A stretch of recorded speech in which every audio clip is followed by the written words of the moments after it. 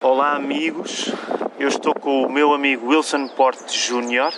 Estamos aqui no acampamento Batista de Água de Madeiros, onde o Wilson tem estado a falar na conferência Mais 21, e não é a primeira vez do Wilson em Portugal em 2017, porque ele esteve na Conferência Fiel em abril deste ano também, e por isso, Wilson, eu queria te dar as boas-vindas. Muito obrigado.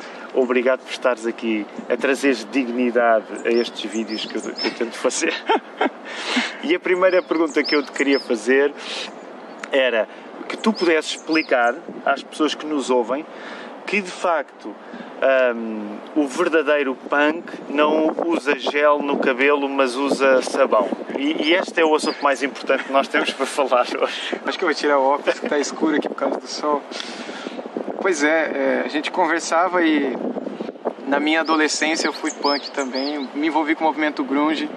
E a minha mãe disse que eu perdi o cabelo de tanto sabão que eu passei.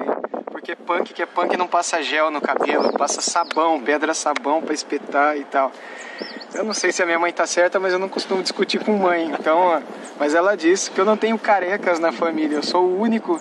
E ela dizia, né, brincando na época, que era de tanto sabão que eu passava no cabelo para deixá-lo espetado. Então eu tive cabelo um tempo. Quando nós estivemos juntos em março, lá em São José dos Campos, nós chegámos à conclusão que os dois tínhamos tido as nossas bandas de punk rock. Lembra o nome da tua banda de punk rock? Bigster. Bigster. Foi com a qual eu estive mais tempo ligado, né? Essa já era uma banda cristã, porque depois da minha conversão, antes da minha conversão, eu toquei em várias bandas pequenas, banda de colégio, banda de colegas ali da rua, da vizinhança, amigos, e enfim, não era nada muito sério. Mas após a minha conversão, e eu tocava muito no mundo mesmo, em vários eventos, não só relacionados ao rock and roll, mas relacionados a chá da tarde de senhoras, casamentos, enfim, festa de criança, pizzarias. Mesmo punk. Não, com aquela vontade, mas segurando, né? Porque eu precisava ganhar dinheiro com aquilo ali.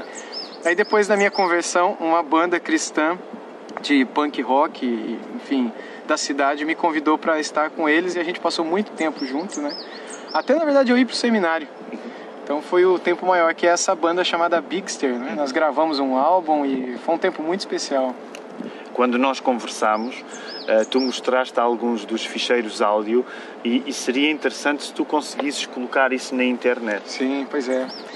Eu preciso restaurar isso, na verdade, né? Recuperar esse material. Eu tenho eu tenho um CD, na verdade, que está um pouco riscado já por conta do tempo, e quando eu atinei para colocar no computador, ela já colocou com certas falhas. Mas é uma coisa que eu preciso parar uma hora e recuperar isso com alguns amigos antigos, que seria realmente precioso. Eu acho que pode ser que até aí a gente encontre isso, se for procurar, mas eu não sei, é possível. Isso é bem interessante porque, na maior parte das vezes, Portugal é muito mais pequeno que o Brasil. E quando eu falo de punk rock com outros irmãos crentes, na maior parte das vezes eu estou sozinho. Então foi engraçado perceber que no Brasil, aliás, provavelmente para os jovens que nos estão a ver, talvez o vosso pastor tenha sido punk rocker e vocês não saibam. E agora o Wilson saindo do armário e assumindo isso. Eu sei que geralmente o termo sair do armário não é em relação ao punk rock. Não é muito bom, é verdade. Mas quem sabe o vosso pastor também esteve envolvido e ainda não teve coragem de vos dizer. E talvez ainda esteja envolvido, não por tocar, mas por gostar. Exatamente. Eu vou ser sincero, né? Até hoje, quando eu coloco alguma música para ouvir, para correr ou para fazer alguma coisa que me distraia, eu volto pro rock, porque é o gosto, é algo que tá, sei lá, fica impregnado em nós desde o começo, né?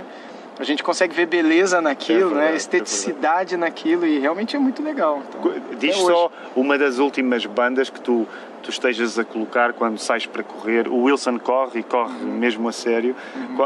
O que é que tu aconselharias para o pessoal ouvir? Pois é, ultimamente eu não tenho ouvido muito punk rock em si, embora algumas músicas dessa banda, é uma banda brasileira, tem uma pegada punk rock, algumas até, enfim, nessa pegada, mas mais rock and roll mesmo, que é a banda Resgate. Que eu não os conheço pessoalmente, tenho muita vontade de conhecê-los, mas é uma banda que eu já curtia muito quando me converti e comecei a conhecer o cenário do rock nacional brasileiro. E eu tenho visto a maturidade dessa banda, e os últimos álbuns deles são espetaculares. Eles estão lançando um agora, recentemente, que apenas uma música foi lançada até esse momento, 2 músicas talvez, estão lançando aos poucos, e simplesmente fantástica, né? Então é uma banda que eu gosto muito e que tem um pouco dessa pegada que eu curtia antes da minha conversão, antes da minha entrega da vida a Cristo. Então verifiquem, Banda Resgate. Wilson, uma das coisas que tu disseste há 2 dias, quando durante o tempo da manhã estavas a pregar da palavra, na carta de Paulo aos Filipenses, foi, tu colocaste a ênfase mais na ideia de o cristão ser um santo que luta contra o pecado e não tanto ser um pecador que luta a favor da santidade. Eu gostava que tu nos falasses um pouco desta ideia, porque ela soou forte para mim. Há um tempo atrás eu discutia isso com um grupo de pastores da minha igreja, conselho pastoral da igreja, e um irmão levantou citou essa frase, né, que me marcou também quando eu ouvi, e foi algo muito espontâneo, assim, né? A ideia de que nós não podemos nos esquecer, de que nós não somos pecadores procurando alcançar a santidade, mas já santos que lutam contra a nossa pecaminosidade. Claro, também nas palavras de Paulo aos Filipenses, quando ele os chama de santos, querendo dar a eles uma visão correta de quem eles são, para que eles entendessem que de fato eles já são santos, não por aquilo que eles são, mas por aquilo que Deus diz que eles são. Assim, a gente entende que nós não somos o perfil que criamos de nós mesmos, né? Aquilo que colocamos no Facebook, ou Twitter, no Instagram, nas redes sociais. Nós somos aquele perfil, aquela imagem, aquela descrição, aquela história. Não, aquilo é o que nós construímos ou queremos construir para que os outros achem de nós. Mas na verdade nós somos aquilo que Deus diz que somos. E impressionantemente, Deus diz que somos santos. Quando nós entregamos nossa vida ao Filho dele, quando a obra de Deus acontece na nossa vida e nós temos um encontro com Cristo, essa conversão a Cristo acontece após um momento de regeneração. E essa regeneração pressupõe a santificação, que é o ato de sermos declarados justos e santos por Deus, por conta do que o Filho dele sofreu em nosso lugar. Então, tendo essa compreensão, nós não devemos viver como pecadores que somos, porque essa é a realidade, é assim que nos vemos, não como pecadores que estão tentando alcançar a santidade para que um dia sejamos agradáveis a Deus. Nós precisamos partir do pressuposto que já somos santos. Assim o Espírito Santo chamou, por meio do que Paulo escreveu, aos Gálatas, aos Coríntios, aos Romanos, aos Filipenses, enfim, aos outros. E é assim que Deus nos vê também, já somos santos, que precisam ter a consciência de viver a lutar contra os seus pecados dia após dia. Eu creio que essa é a maneira como Deus espera que nos vejamos, né? E isso nos move ao louvor, à adoração, porque se não somos o que sabemos ser, mas se somos aquilo que Deus diz ser, isso deveria nos levar à gratidão e à adoração diariamente, porque a nossa salvação não será fruto dos nossos méritos ou atitudes, mas da graça que foi derramada e que, enfim, transborda em nossa vida e em nossa história. Uma das coisas que é especial para quem está a ouvir-te a pregar ou para quem está a ler um livro teu é que tu não és um autor que diga muitas coisas bonitas só porque elas são bonitas ou porque elas parecem fáceis. Porque às vezes essa é uma das coisas que seduz muita gente no meio evangélico. Dizer coisas não tanto pela verdade bíblica que elas têm, mas mais porque parece bonito dizê-las. E quer quando falavas acerca de santidade, isso chamou muito a minha atenção, quer também pensando nos livros que tens publicado. Provavelmente o livro que as pessoas mais conhecem que tu escreveste, o último ano tem sido um ano onde tens editado muito, porque já editaste mais do que um livro este ano. Sim. Estás quase a editar o próximo, editaste também já, mas provavelmente muitos já te conhecem por causa do livro da Depressão e Graça. E este é precisamente um assunto onde tu não vens dizer aquilo que pode parecer bonito, mas vens falar da verdade bíblica, falando em casos de personagens bíblicas que viveram circunstâncias concretas de depressão e graça. O que é que te levou a este assunto? Porquê é que escolheste este assunto? No princípio, foi uma experiência pessoal. E depois a experiência pessoal de amigos e pessoas da igreja que eu havia acabado de plantar em Araraquara. Trabalho com o início da Igreja Batista Liberdade em Araraquara, apoiado pela Igreja Batista da Liberdade de São Paulo. Quando comecei o trabalho de plantação, no processo de aconselhar pessoas, o aconselhamento bíblico, pastoral, eu vivi com muitas pessoas em depressão e eu havia acabado de passar um momento muito difícil na minha vida e que me traumatizou demais e que me levou para um momento de grande sofrimento, injustiça, enfim, um período bem difícil, em 2007, exatos 10 anos atrás. E isso me levou a estudar mais e pensar sobre a maneira como Deus trata esses casos de sofrimento, e comecei a estudar vários casos na Bíblia e comecei a tratá-los na escola bíblica dominical da igreja. E esse material todo teve por objetivo ajudar algumas pessoas individualmente, por meio de pregações individuais, portanto aconselhamento bíblico, e também para a igreja, que na época era bem pequenina, havia acabado de começar. E depois eu coloquei isso tudo num blog, que eu criei também para a igreja, para que os irmãos tivessem acesso a esse material. E aí, muito tempo depois, pessoas de fora começaram a ver esse material e se interessar e pedindo se podiam usar. E aí eu continuei a trabalhar e a escrever, colocar mais carne, né, no conteúdo, até que isso chegou nas mãos da editora Fiel e isso foi apresentado a um dos irmãos que trabalham na edição da Fiel, e houve um interesse de publicação desse material que me deixou muito feliz. E aí então eu me pus a trabalhar ainda mais profundamente no livro, especialmente a parte inicial do livro, na qual eu apresento a depressão por causa de perceber o profundo desconhecimento existente no nosso meio sobre o assunto, né? Pessoas que ou consideram a depressão como fruto de um demônio ou de uma opressão demoníaca, então toda a depressão, toda a enfermidade mental, toda a luta que uma pessoa passa e que não é carne, que não é físico, é algo demoníaco, ou que é tudo fruto de pecado.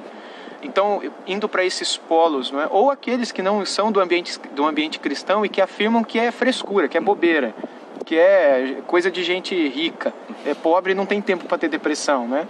E que isso é bobeira da cabeça, a pessoa arrumar algum serviço acaba tudo isso. A dificuldade de entender que é possível uma pessoa enfermar. Mas é óbvio, não é apenas a enfermidade física que leva uma pessoa à depressão como uma doença também física, mas é o pecado também. E também a possibilidade de opressão demoníaca. Nós temos um caso na Bíblia, que é o caso de Saul, que por conta de uma opressão demoníaca viveu um tormento terrível, um sofrimento terrível. A gente tem muitos casos na Bíblia, desses casos que eu apresento no livro, a maioria deles viveram depressão, viveram angústias da morte, viveram o vale da sombra da morte. A Bíblia usa vários termos para descrever esse estado da alma de alguém em depressão, que nos mostram que eles entraram nesse estado por conta de pecados mesmo. Incredulidade, adultério, ganância, cobiça e outras coisas. Mas há casos na Bíblia de profundo sofrimento e angústia que não havia pecado por detrás daquilo. Ou seja, não pecado que pressupôsse o sofrimento e a depressão. Pecados como você e eu cometemos diariamente, mas nos arrependemos e nem por isso acaba com a nossa vida, a nossa história, porque a graça nos restaura. Mas algo que nos parece algo além das consequências naturais de um pecado. E hoje, conhecendo tudo que a medicina diz, o que as pesquisas afirmam sobre o cérebro humano e sobre a capacidade que o nosso cérebro tem de enfermar, seja por questões endógenas ou exógenas, sejam por questões patológicas físicas, seja por questões outras, como espirituais mesmo, nós precisamos atinar para a depressão como algo que vai além do que um mero pecado, ou além do que um mero demônio, ou além do que uma mera frescura, como algo mais sério. Então, a primeira parte do livro, na primeira parte, eu procurei escrever justamente sobre isso, sobre a necessidade de nós entendermos o que é depressão, antes de já chegarmos dizendo, é isso, que é o que a maioria das pessoas faz. Não, depressão é isso. Mas como é que você sabe? Não, é porque eu sei, porque é isso, porque eu ouvi numa palestra, participei de um congresso, o meu pastor falou, então minha mãe falou, então é isso. Mas você já leu alguma coisa sobre isso? E via de regra as pessoas não leram, ou leram algum livro que corrobora aquilo que elas pensam. Ou seja, elas não leram nada, então, sobre o assunto. Então, os 5 primeiros capítulos, que são bem breves, eu procuro falar disso. O que é a depressão, suas causas, o que é a melancolia, que era um nome usado no passado, né, relacionado à depressão. E aí, então, a maior parte do livro, talvez 80%, são estudo de vários casos na Bíblia, de pessoas, homens de Deus mesmo, que passaram por grande sofrimento, e como é que a graça de Deus restaurou essas pessoas em cada caso, para nos mostrar como essa mesma graça nos restaura quando estivermos em sofrimento, mas também como Deus espera que nós tratemos um ao outro quando virmos um ao outro em grande sofrimento. Então, estas 3 coisas eu acho que seriam ótimas para nós podermos investigar mais. Este vídeo tem apenas a função de abrir o nosso apetite. A primeira, não se esqueçam, procurem, e o Wilson comprometeu-se, não se comprometeu, mas é quase, ele vai colocar o seu passado punk rock na internet para nós podermos ouvir. A segunda, nesta luta pela santidade, e que eu creio que é um assunto que também vai poder ser desenvolvido na leitura do próximo livro. Sim. Ele está planeado para quando? A previsão das edições Vida Nova é lançá-lo em novembro agora. O livro se chamará Unidos pela Cruz, e é um livro que fala sobre a unidade da igreja e sobre a nossa vida. É uma exposição de Efésios. Portanto, em Efésios, muito se fala sobre a graça de Deus que nos escolheu para nos fazer santos e irrepreensíveis. E aí eu entro um pouco nesse assunto lá também. Provavelmente em novembro, mas depende de muitas coisas, né, para que seja lançado nessa época. Então verifiquem junto da editora Vida Nova.